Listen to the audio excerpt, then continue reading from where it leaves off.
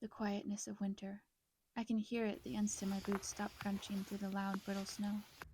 A world sucked free of sound. Then, little by little, as if gaining boldness at my presence the further into the woods I go, the air starts to breathe to life. A woodpecker hot on the tail of breakfast, another in the distance, a thudding back and forth between them, as if to say good morning. The cry of a songbird that sounds as tired of the snow as I am. The deep, startling cracks as the river begins to move under its armor of ice. I walk through this quiet, subtle soundscape, cracking ice under my feet just to listen to the echoing snap of it.